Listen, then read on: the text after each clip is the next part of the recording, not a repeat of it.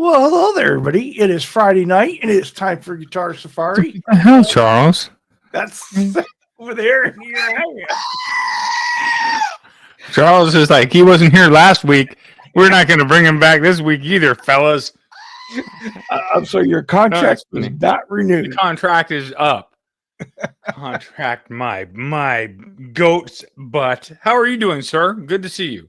I am doing all right. It's been a hell of a week, and I'm just glad it's over.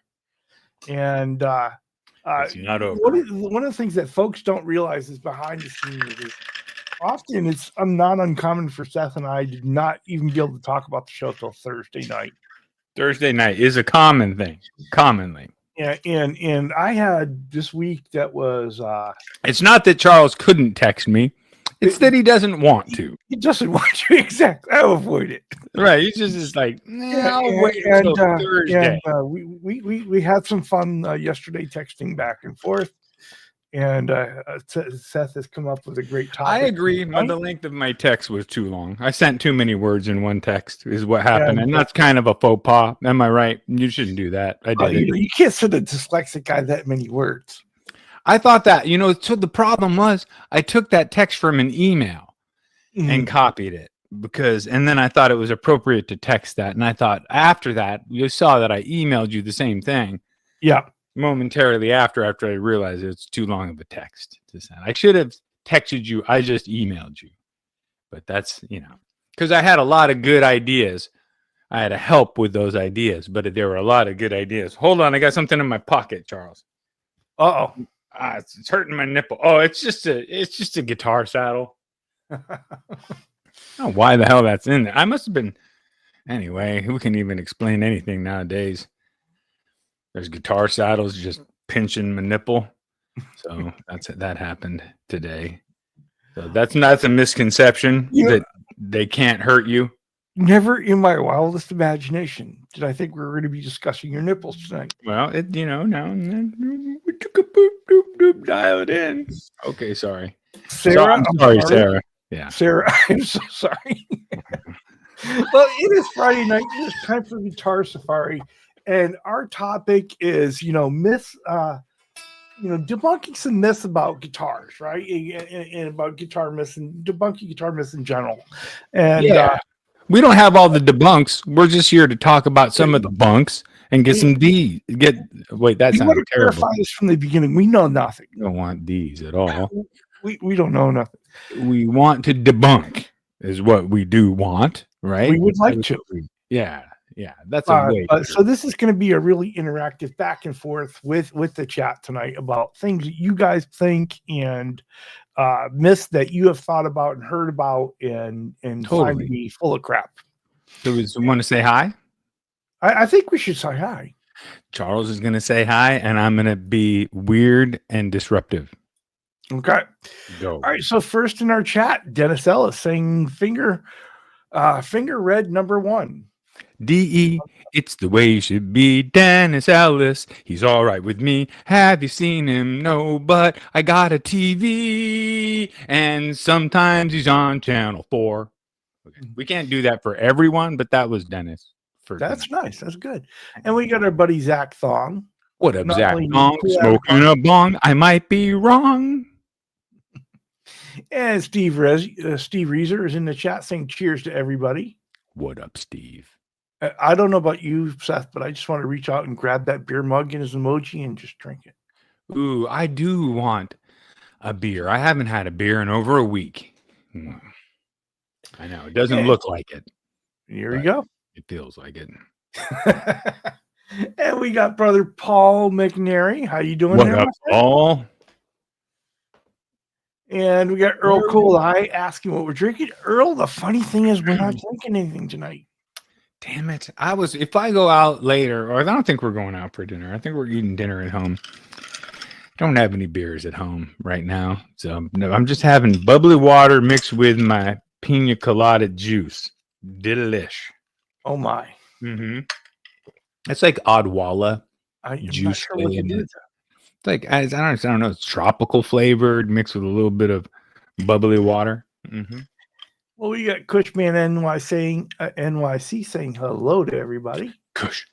And where Kush is, Dan Gorman's not far behind. And hello there, my friend. How are you? Kush. The man with the coolest avatar on the YouTubes, Time Surfing Alien. Of course, time surfing alien. Okay. I love it. Love that effect. That's We got our friend Patrick Trite saying happy Friday to everybody. Hold on. Patrick Trite. And brother Wayne McConnell saying hello What to up, Wayne? all my brothers.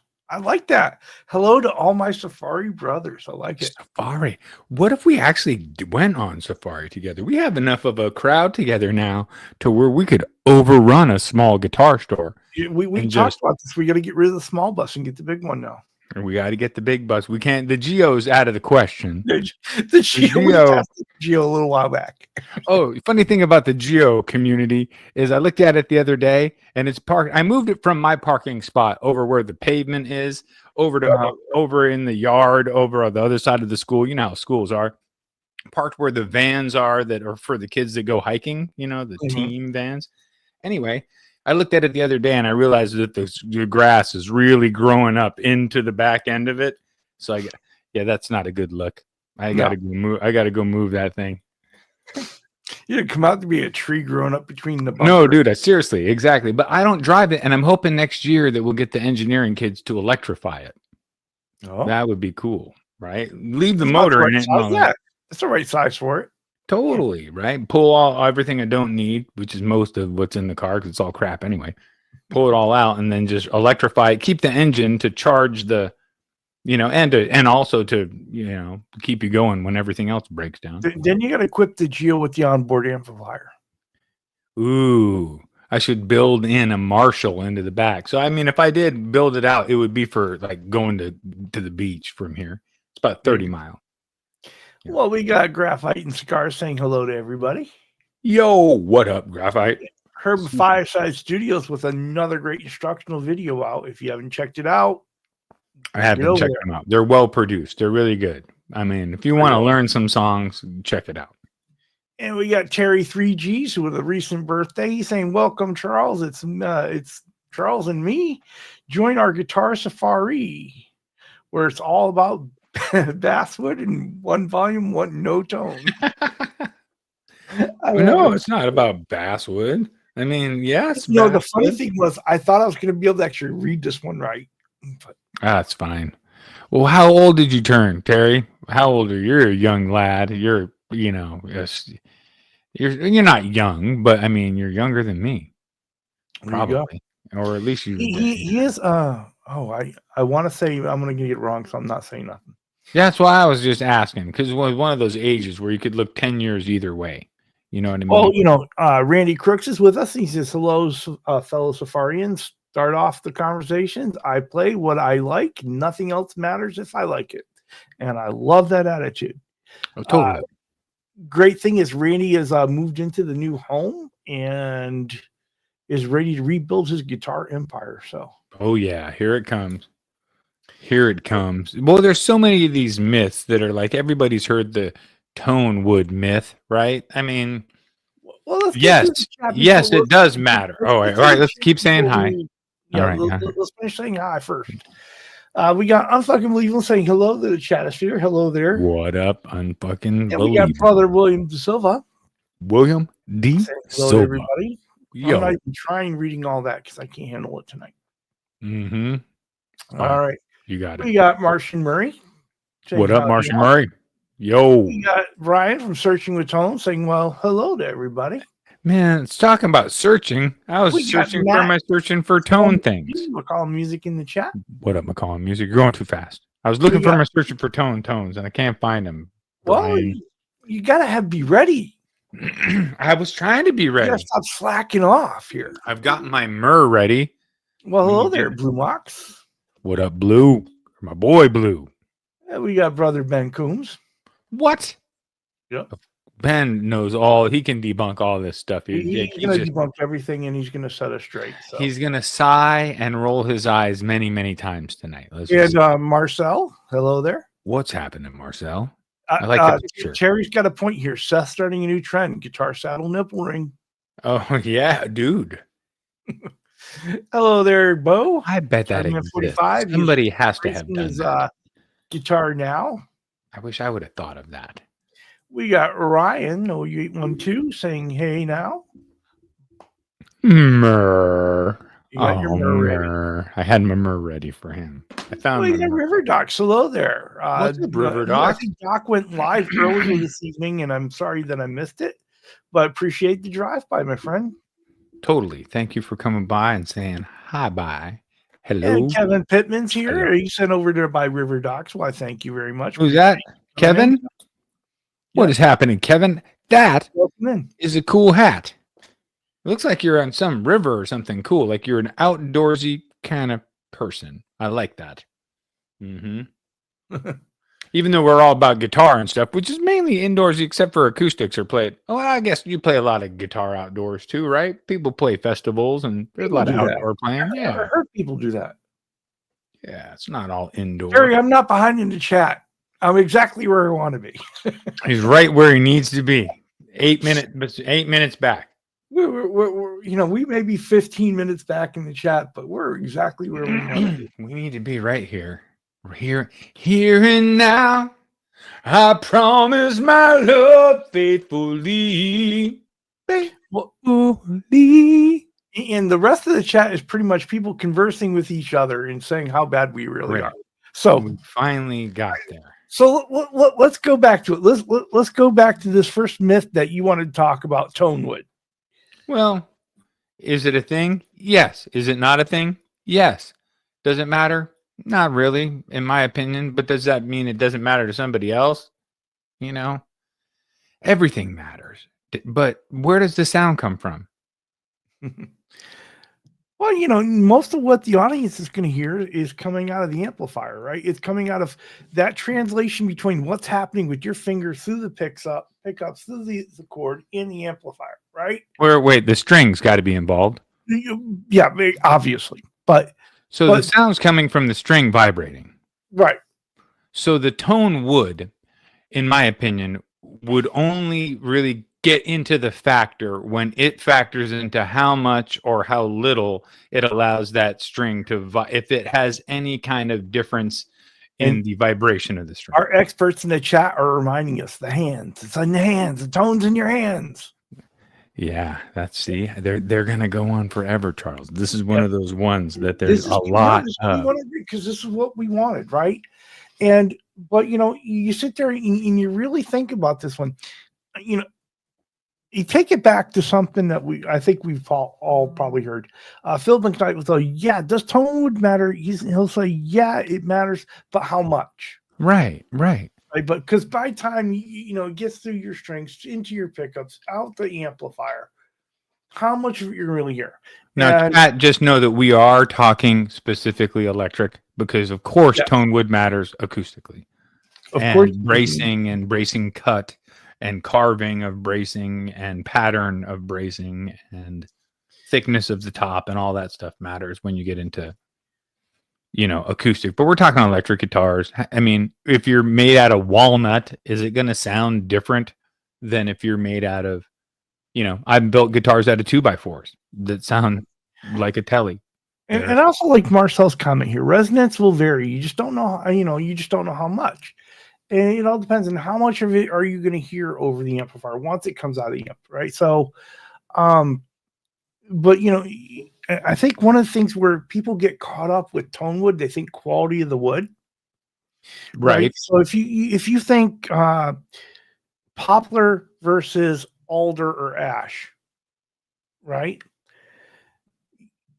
Obviously alder and ash are higher quality woods. It's going to make for a longer lasting guitar. So, which is why I would rather have my guitar made out of alder or ash than say poplar. It's not that poplar is going to sound any real differently, but that instrument is going to hold up much better over time. Right.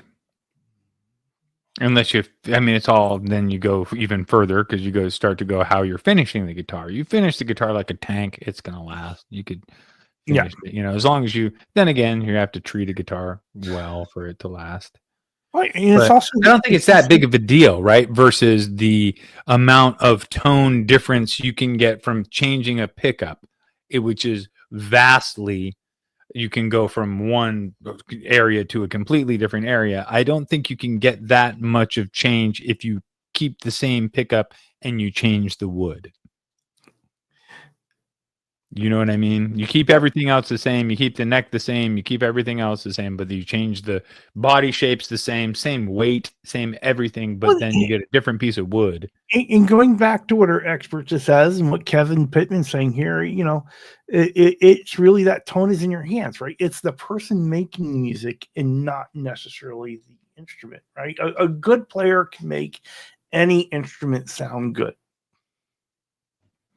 Well, I mean, that is a saying, but I've touched instruments that even a good player would struggle with. You know what I mean? There's instruments that are painful to play, that are, if it has crazy I've touched terrible objects that were like, no one could play that because it's no longer even a guitar. Yeah. Well, Graphite and Guitar says Eddie Van Halen was a diehard believer in different woods altered his tone. Well, there you go. So there's a believer that, and he's not wrong, but it was probably the density of the, like everything that we're saying. And his ear was like, he was super into it, and he was a builder of, or a tinkerer of sorts, and definitely got into, but he wasn't that great at wiring. Like, that's why that the Frankencaster has the switch in the middle of it and all that. It's because he got frustrated with it and just was able to wire it up to straight out. And Graphite Guitar says that Jakey Lee, diehard believer in different woods, affected his tone as well. And it is, but it's how much, and how much do you want to believe? How much of it is, but in how much is that belief itself? How does it affect your playing? Yeah, right. Which is cool. Whatever works for you. We both know if we both know if we pick up two different guitars, one we really like and one we really don't. Which one are you going to play better on? I mean, it's just, there's so many factors involved with it, because some are emotional.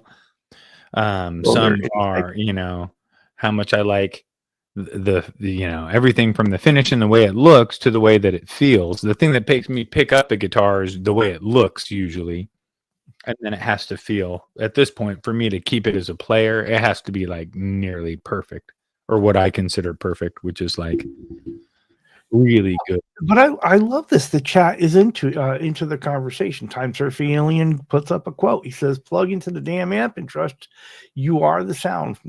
Quote by Carlos Santana. You are the sound, right? Plug in and play. Trust it. Brother Williams saying everything is part of the equation, no matter, it's just a matter of how much or how little. Yes. And and I think that goes into you. So when you're sitting there and you're putting a guitar, if you're either selecting guitar or if you're putting a guitar together yourself, what are you putting into it? Are you putting in the best of stuff, or are you putting in the worst of stuff and hoping for the best results? I think some people might think that the more expensive woods have better tone, simply because, as a luthier, when you're building a guitar out of an expensive piece of wood, you're going to be a lot more careful with it, and it's going to be perfect because that piece of wood costs you $350. You know what I mean? Like, you don't want to, and also, as a woodworker, you don't want to ruin wood. I feel bad if I make a cut that is more than you need, or you're wasting wood, or I always try to reuse stuff. I reuse almost everything. I try to. Well, I love this. OU812 says his Graphite guitar is one of the best feeling guitars he owns. And it has great sound. No wood there.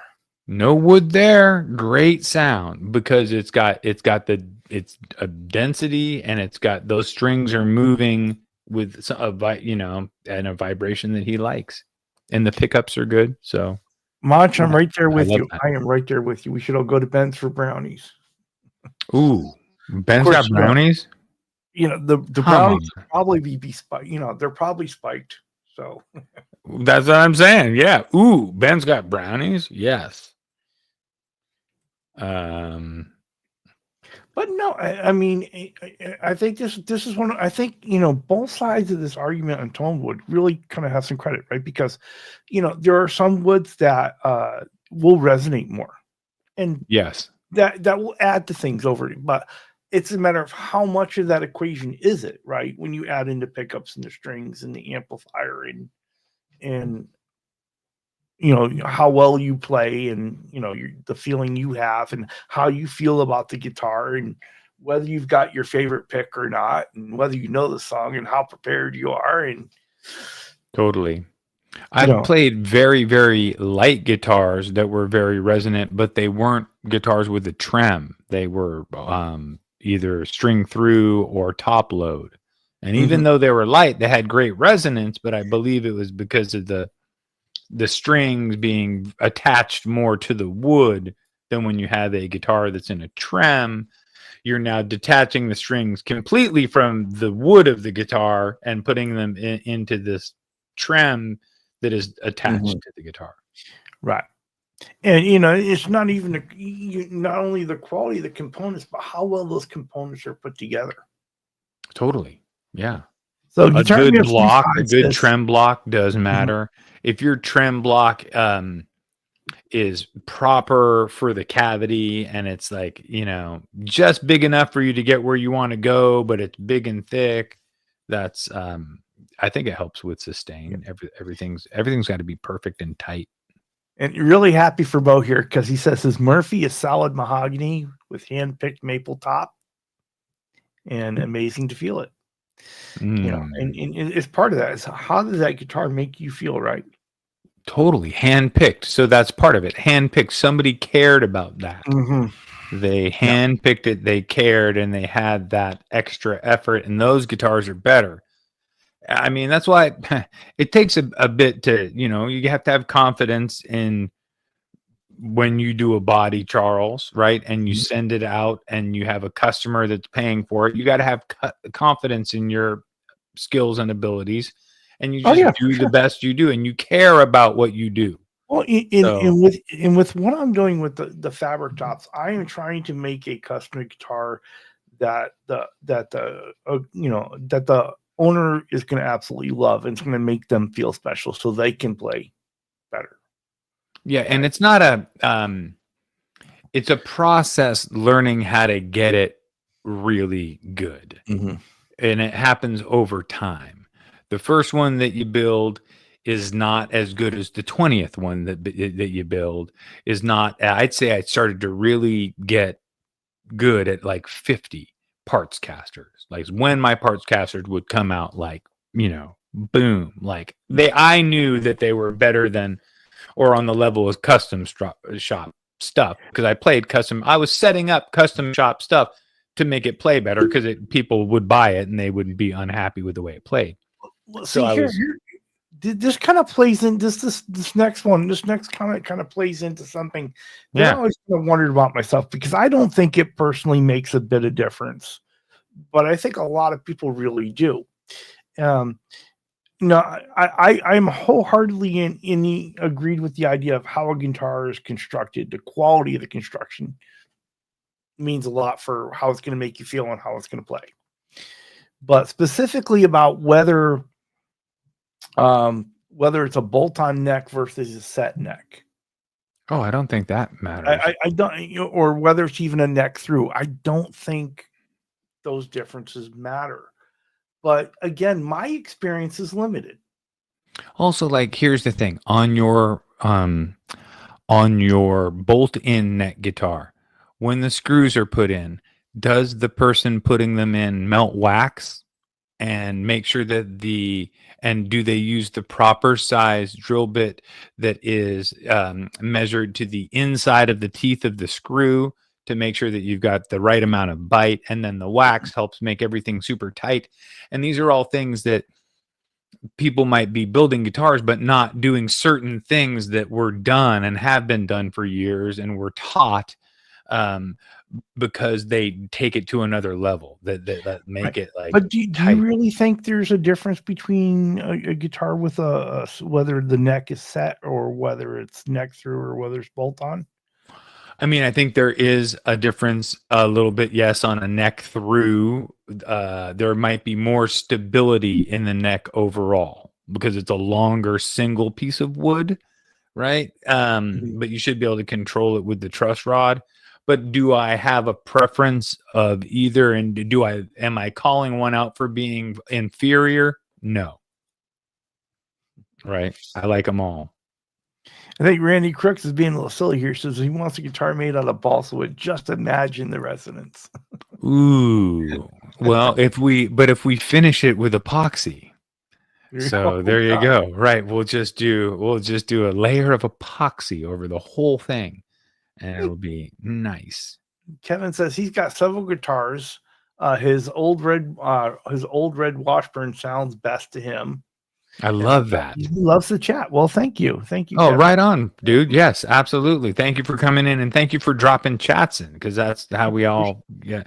Old red Washburn. We're talking an old red Washburn acoustic, because those things some of them were built like Humvee trucks that will just go forever, dude. The Washburn acoustics are very, very so good. And they've got these, some of them had this adjustable bridge that was like, oh my God, that, because, some people have to pay to have the bridge shaved, or, once you bring the saddle down as low as it'll go, and then you slot the back, then you're just kind of out of luck, right? And some people would pay to shave the whole thing but those Washburns had an adjustable thing. It was great. Well, and here Manches with, another example of really so much of it is in the hands of the player, right? Absolutely. He says he saw Joe Walsh talking about Jeff Beck picking up a guitar a guy just put down. It sounded like a completely different guitar.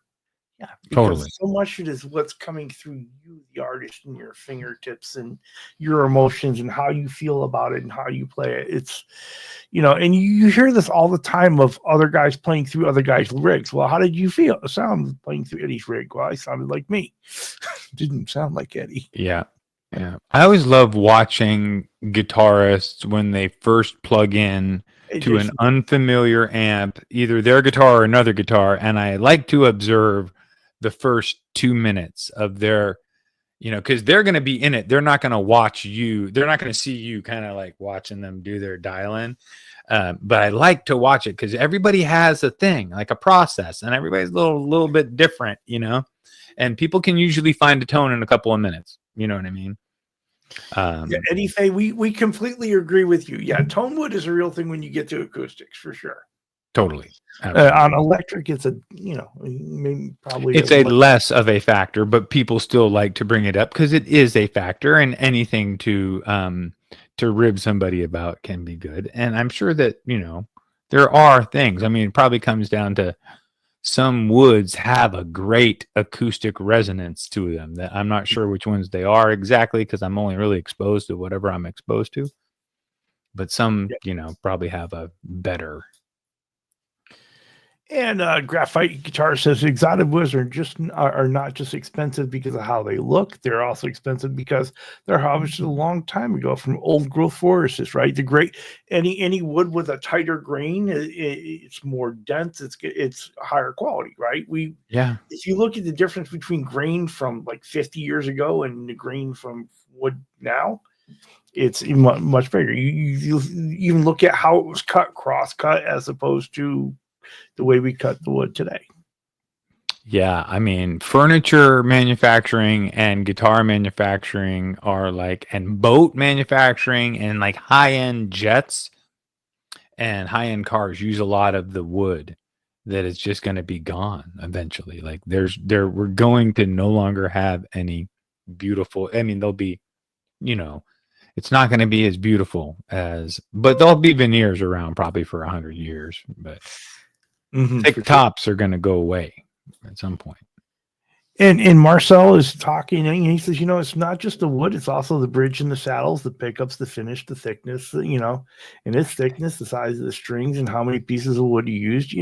Yeah, it is really this conglomeration of the whole guitar. And that's for whether it be an acoustic guitar or an electric, right? It's totally the quality of all the components put together, along with that idea of how does that guitar make you feel. So there's a lot of, and then we're on the guitar now too, but then you also are plugging into an amp. So there's the whole balance of how much of the tone is the amp. And I believe it's been pretty well proven that you can take a very inexpensive, very available guitar and put it through a good amp and it sounds fantastic. Like it'll sound phenomenal. So that's just going to say that the amp goes a long way too. For sure. The amp is definitely going to make it happen for you. The interesting, William says his Vola is the only guitar he owns with Swamp Ash, and it's by far the brightest guitar he owns. Ash is pretty light too, huh? Pretty dense though, I think. But are there other characteristics within that guitar? Do the pickups playing into that brightness? Yeah, because you could change your pots, or you could get a cap. You could install a cap, and but maybe it's a great that you love the brightness of the guitar because you want to cut through a mix too. For sure. You want to be there. You want to. This is the one that I wanted to go to next. That I thought the myth nitrocellulose versus poly finishes, and how much impacting tone significantly. Yeah.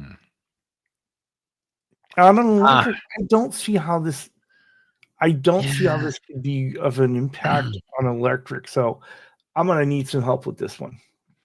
People believe, and it's been said, that a poly guitar seals in the wood more and doesn't let the wood breathe and let the wood act like wood wants to act. It wants to breathe a little bit, even dead wood, whatever. But poly allows it that breath, I guess, more allows the wood to off gas. Is that right? Yeah. Where I don't care. One of my favorite guitars is nitro, and one of my favorite guitars is poly. So, and Ben says nitro feels better on necks, and I get that. I get the feeling of it, right? Yeah. For doing the things that I do with guitars, for fabric topping, I would much rather use a poly finish than nitros, because eventually the nitrocellulose is going to wear away, and then the fabric is going to start wearing away. And of course, I've got some folks that I deal with that want to see that happen. Right. And then you get more chip. Right. I think, yeah. But it's for me, my understanding of it, and I'm going to apologize to everybody right now, because this is really just my understanding of things, right? I'm not an expert. I'm not an authority in any way, shape, or form. But I think the whole controversy between whether you want nitrocellulose lacquer or a poly finish really depends on what you want that guitar to do. I mean, if you want that guitar to look worn and used over time and show its scars, then you want a nitrocellulose, finish, right? Yes, absolutely. And it's going to fade over time, and it's going to look the part, and it's going to look its age, and it's been done this and then done that. But if you like the finish you have and you want that, and it's going to do the checking and the other things that make a guitar look cool. But if you're looking, if you like the design on your guitar and you want it to look the same as always, then I think a poly finish is better. And I think it's really about what you want that guitar to do over time, whether that matters. If you treat your guitars well, like for me on a neck, I prefer a satin neck anyway. Yeah, well, you can just brush out the poly to make it smooth satin, but it's about how you take care of your guitars. If you take care of your guitars and you're not going to smash them up, and you're not going to chip them, and you're not going to scratch them, then poly's the way to go, because it's going to always look beautiful. You can clean anything off of it. It is durable. It is cool, right? And it's a great finish for that reason. It's been used on millions and millions of guitars for that reason. Nitrocellulose is going to scratch probably easier. It's going to check. It's going to chip. But it's going to look, it's good. If it does chip and you do damage it, and you are likely to damage the guitar, it's a road guitar or whatever, then that chip and that crack and that scratch is going to look more authentic than it would look on a poly guitar. It's going to look, they're still authentic, and maybe not the right word, but they just don't look as good when you bang up a poly guitar. It doesn't look you're not going to get that traditional worn rocker look that people are looking for. Yeah, right. I mean, I get it. You want to kind of look like your guitar. Everyone wants a guitar like Stevie Ray Vaughan's guitar, right? All worn out and it looks the part. It looks cool. It looks like you did something, right? Yep. And it's true. You're not going to get that with a poly finish. You're just not. But if you like the finish you have on it, and you want it to last a long period of time, I think that's the way you go.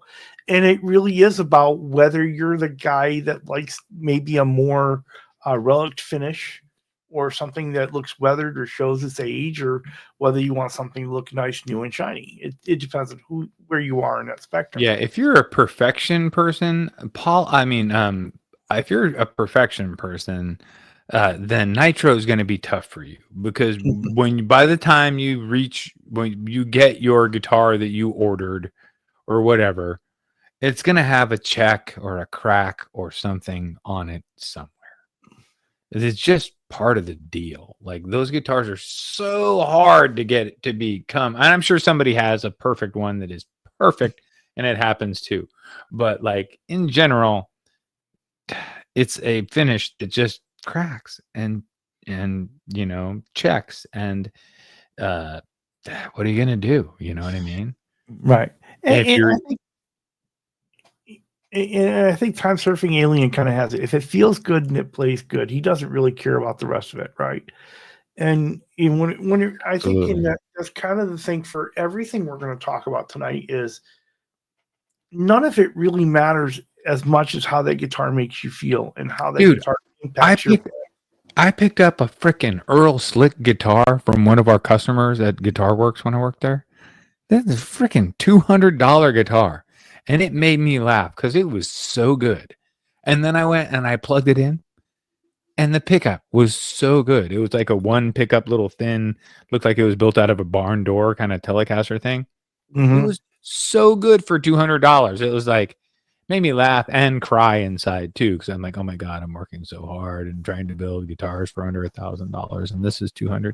But that's built in a factory, whatever. But it was such a good guitar for $200. I was like, I could play this thing all day long.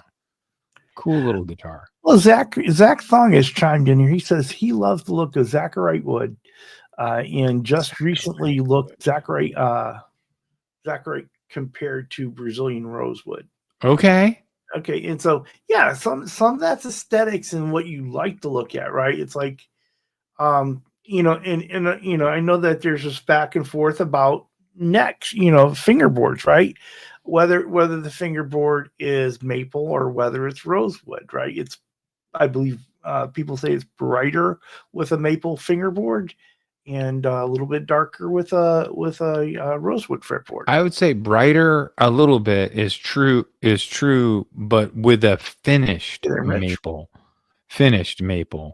Because I've have a couple raw maple boards, and I built I don't remember that Mustang. It's my icon still. I think as my YouTube icon. That Mustang had a maple neck, but I stained it with a walnut stain, and it but it wasn't finished like a gloss finish. You know what I mean?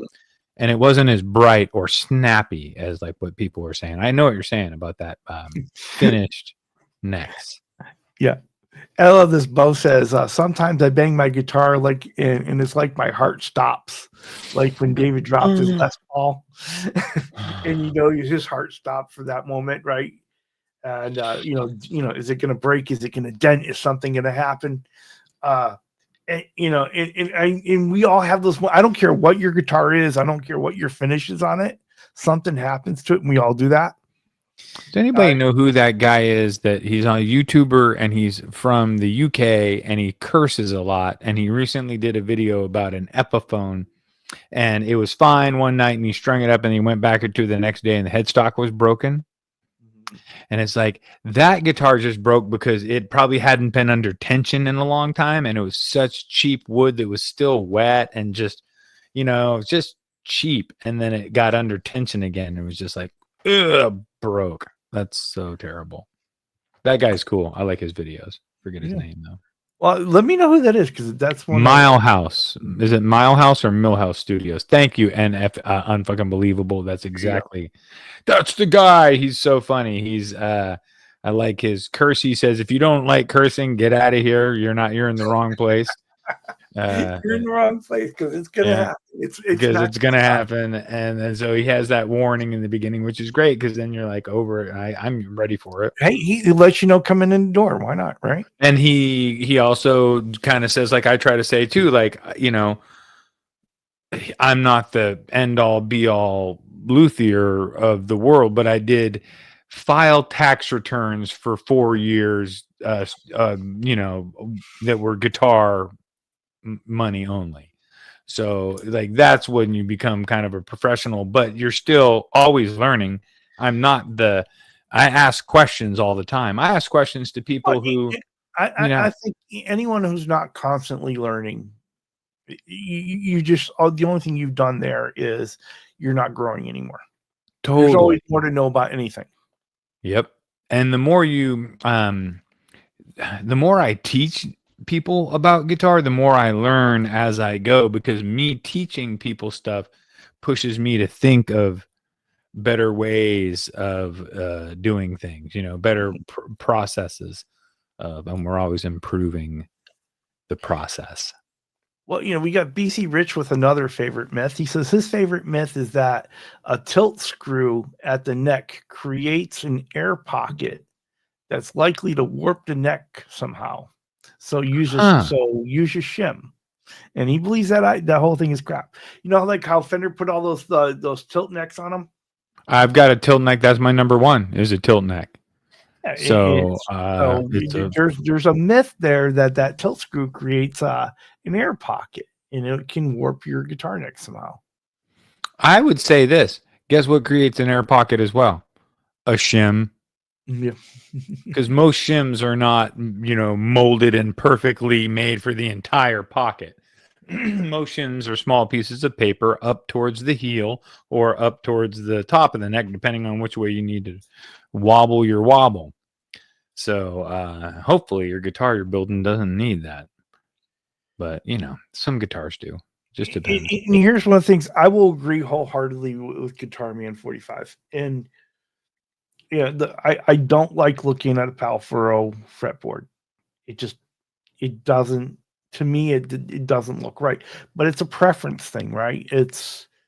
I don't think it sounds a whole bunch different. I don't think, but to me, that paleness of it bothers me. Yeah, I'll take it on the nose. Neck that was pale, I'd go with a maple neck. Well, I'll take it here. I like Palfaro, and I just feel it needs to be darkened down when you get it. Yeah, I've had a bunch of the boards, and I get it. And I know that that is a on my part between Palfaro and Rosewood. I have a preference, a fondness for Rosewood. Always have. And so I can't stand the idea that sometimes though when you couldn't get Rosewood that they went to Palfaro. I get it. It's just the same thing. Like I guess like the Rich Light fretboards, right? I don't really care for that idea either. But I like Rich Light too.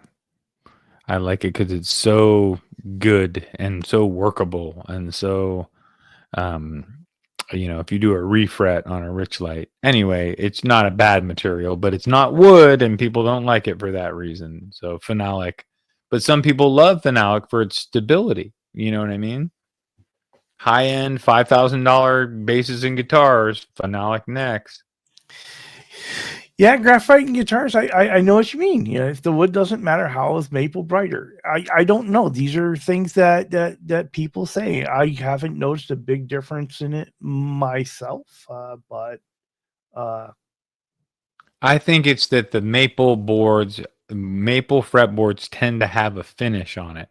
People also say that Rickenbackers have a brighter sound. They don't have maple boards, but their boards, or some of them are, but their boards are finished, right? Mhm. And so that I think adds to the bright You're tone. saying the extra clear on them is what's When making the string, I mean, the string shouldn't be hitting the fret at all, really. But I'm not sure. Honestly, honest to God, who knows why it's got a little bit brighter sound on a finished board. But I believe that it kind of does a little bit. Could be wrong. And Last says one thing you got to believe is guys like Eddie and Jake probably had their hands on a lot of different woods for guitars, and probably have the experience to make that determination. And it's true. And maybe it's something that only happens when you get to a certain level of playing, right? When you're really that good, does it make that much more of a difference? I don't know. I'll have to get there I don't and know. find out. I know what it is when you're this good. Yeah. There are people that are savants. You know what I mean? That go beyond, that find new ways. You know, I'm amazed at the work that guy Bill Bartolini did. He was a tripster Yeah. with his wave patterns and fields that he would design with his pickups. Crazy. Well, in Monch here, so he's talking about that movie where Kurt Russell smashed that Martin, right? They had this guitar in the movie, and it was a real original Martin, and they smashed it in the movie, thinking it was not the real Martin, It was but a prop guitar, and it wasn't the prop right, guitar. yeah, they didn't switch out the guitars, and they smashed the real Martin. It's like, Well, I guess that's better than not pulling the bullets out of your gun that they did on that movie Rust. The yeah, guy shot the person. yeah, yeah, Jeez. Come yeah, on. everything, yeah. I mean, he got one job. Make sure that the gun has fake bullets. That shouldn't even be a problem. There shouldn't even be any real bullets around at all. I mean, sorry, that's off topic, but geez. I love the conversations that are going on in the chat here. It's because all these myths, it's a bunch of bull. People always want to be talking some crazy, and then some of them are real. Every now and then you got a real one. It's like, I have to address something that's going on here in the chat. Benjamin Coombs, I know your parents taught you better. ooh. I know they taught you if you're going to make brownies, you have to make brownies for everybody. Yeah, buddy. You gotta share with the I haven't. Ooh, you know what? I'm gonna make some brownies. I got the fixins for it, my friend. I think I got brownie mix. Guess what else I got? Eggs, vanilla. I might have sugar. I don't know. Oh no. Oh no. Laz, just want you to know as you're listening in, it is coming through. The voice to text is coming through pretty clear, even though you're driving in that bumper to bumper traffic there. So Oh, Laz is probably on the 580, right? I'm just calling it. Laz is on the 580 near Livermore. And it is that stretch of freeway, just so you know, you probably have big freeways out near you too in Texas, Mhm. Charles. That stretch of freeway is 12 or 14 lanes wide. From if you go from both sides of travel, Mhm. about 14 lanes wide, and it's still stopped. Crazy. The Bay Area is cuckoo like that. But that's why I just ride my bike, dude. Laz came to my part of the town where I live, and we had pizza together. I think, There you go. man, yeah, I think I'm eating there tomorrow night. Good. I got the twins tomorrow, Charles. Oh, Uh-oh. yeah. Those boys. Oh, can I show the chat what I showed you earlier, Yeah, Charles? yeah. All right, If hold you on. This is gonna be go ahead, fun. This is cool. pull that off. Go ahead. All right.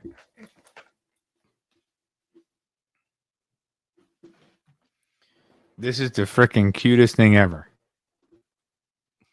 Oh, let's slow you out for this here. 3 strings. It's made by Lug.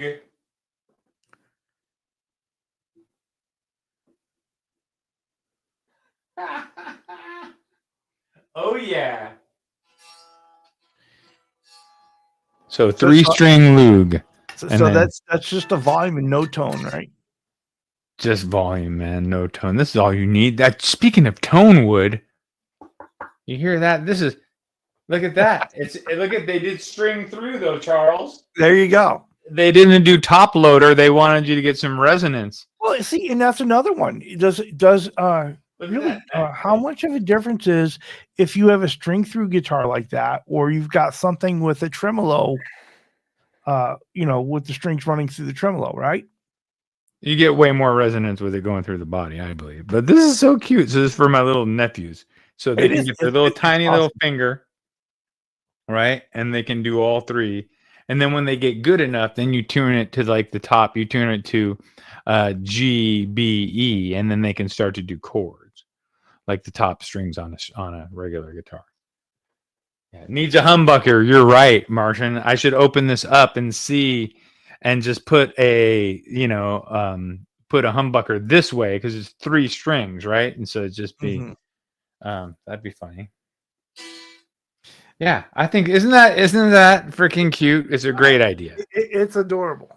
For the little kids. And I put them. Oh, they're playing it through my Mesa half stack.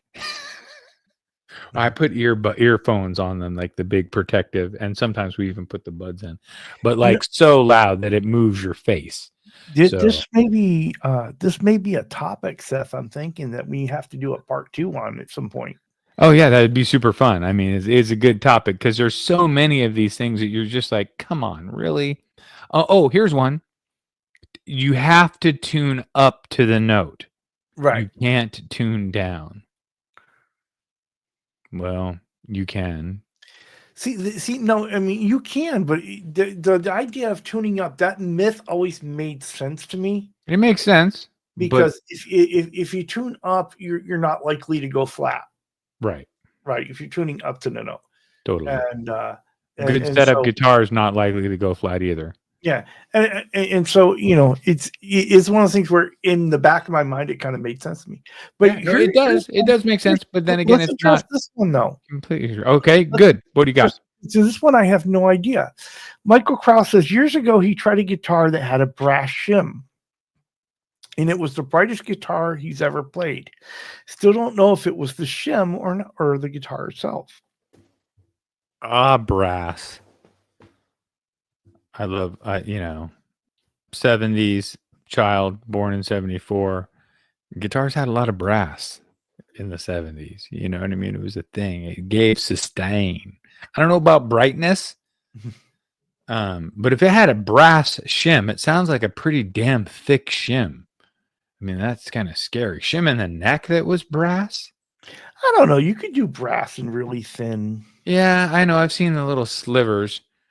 But I mean, like thousandths of an inch. I get it. You could get it thinner than a business card with a little brass shim. And that would be inexpensive back in the day, right? Little shaves of brass. Just put it in there. That makes sense. Durable. Light. Eddie Faye's got a good question. I've never thought about this one at all. He says, are there any scale length myths? Scale length myths. So is it better to have, 21 frets, 22 frets, That's, I think, a preference on how many notes you need to play. Right. Like what music you're playing. I think that there is a difference in the feel of the guitar with the stop tail piece, the wraparound, the height of the stop tail piece. It gets a lot easier to play, in my opinion, the higher you raise your tailpiece. And then a wraparound is like pretty much the easiest to play.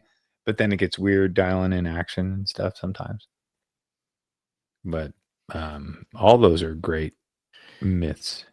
Seth, do you know who's with us? Who's that? Hobo Roadie. What up, Hobo Roadie?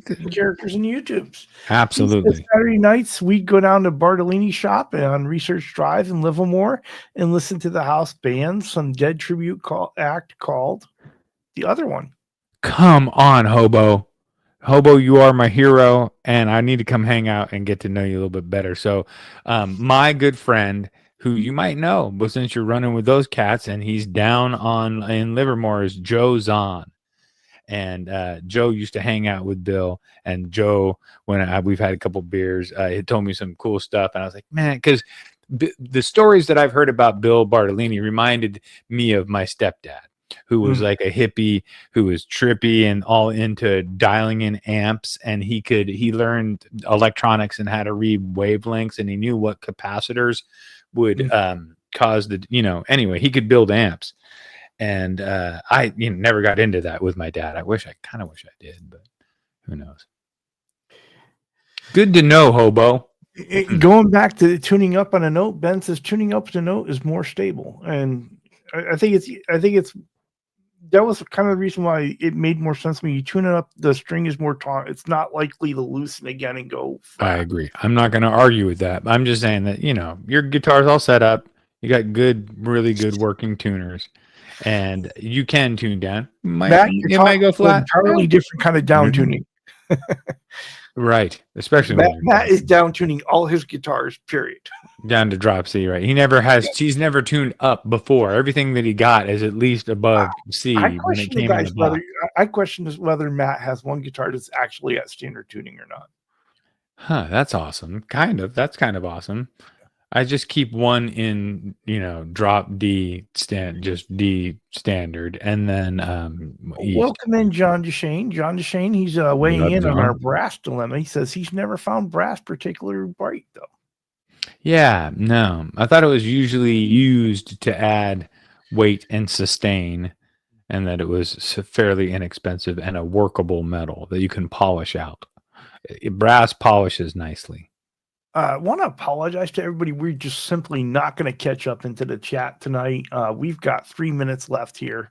And let it get away from us again. We all know that the awesome Charles Green and his partner in crime, Mitch, what the Heyman's going on here. What the Mitch Heyman is happening around here, right? I like that. I always wondered, Seth, what Sherman's philosophy on Tonewood was. Some fucking bullshit. Tonewood. That means tone plastic, Charles. The best tone plastic comes from China. Yeah, but tone plastic. Thank you, Sherman, for setting us straight. Oh wait, before we go home, hold on. One more thing. Can you center me out for 1 second? We got. Hold on. Let me get rid of this comment, and we'll do that. Hold on. This is the new nut. Are you serious? Oh yeah, Presley nuts. Everybody wants to touch them. This is the one to fix that. Okay, we've been friends for a long time. Yeah. And don't take this the wrong way, but I really don't want to touch a Presley nut. Oh yeah. Oh, you haven't felt the action yet, Charles. It's just that perfect really action. And hold on. I gotta say, my nuts smell pretty good too, Charles. Oh yeah, just like we all thought. They taste sweet and salty. So if you want a Presley nut, they're now available. $14.95. It took all hour for me to get a head slap, but I got one. Thank God. If that didn't get everybody to vacate in the last minutes. No, we have some good comments. Looks moist, so disturbing, groan. He's happy with D's nuts. So I figured we'd wait to the end of the because I want to end on a high note so everybody knows who I really am, my personality. So everybody order your Presley nuts. Come on, people. Come on and party with me. I'm going to say this now in front of everybody before we head out. You won. You got me. That's good. It was fun, right? We had a little bit of fun tonight. Good topic. We got more good topics coming. We appreciate everybody hanging out. Go see Mitch Heyman and go hang out with Charles Green because they're the place to be. thank you everybody for being here for another Friday night Mixed of nuts. our Safari with Charles and Seth. Just got couple of demonetized. reminders out there. A couple of reminders out there that this weekend is going to be great on the YouTube community. You know, we know that Music Therapy Labs is going to be on Sunday. We know that OU812 crew is going to be doing their great thing. Ben Coombs is going to have his show Sunday night. And for all you water buffaloes and members of Patreons of Ben Coombs' channel, there's a water buffalo meeting tomorrow at 1 p.m. Eastern. I'm off. I could probably come. Yeah, well, you did get a Facebook Messenger. Oh, awesome. Thank you. I appreciate So that. all the usual suspects have been notified, and if not, go ahead. If you haven't gotten a note from me, go ahead and look on Ben's look for Ben's post, and you'll be able to see that. But we'll look forward to seeing people at 1 p.m. Eastern tomorrow. Right on, man. Right on, peeps. See you there. So do me a big favor, go on over and check out our friends. Trey Stacy just got here. Just only been here for 2 minutes. A new sub. We appreciate you, Trey. And Thank sorry you. we're leaving right now. We're here every week for an hour, and we will totally wrap out with you next week. So show on up. But Trey Stacy, if you're looking for something to do now, our buddy Charles Green and Mitch Heyman, they are coming on for their Friday night show here right now. Okay. So yeah, go on over there. All right, everyone, have a great evening. We're going to go ahead and send you out with our favorite theme song. Oh, yeah. And let's see if we can't. It's got some good. Come on, people. Charles and me. About to take you on guitar safari. So turn on your computer, turn on your phone. 'Cause it's about to go down. One volume, one tone. Yeah, Charles and me. We're about to take you on guitar safari. Turn on your computer and turn on your phone. 'Cause it's about to go down. One volume.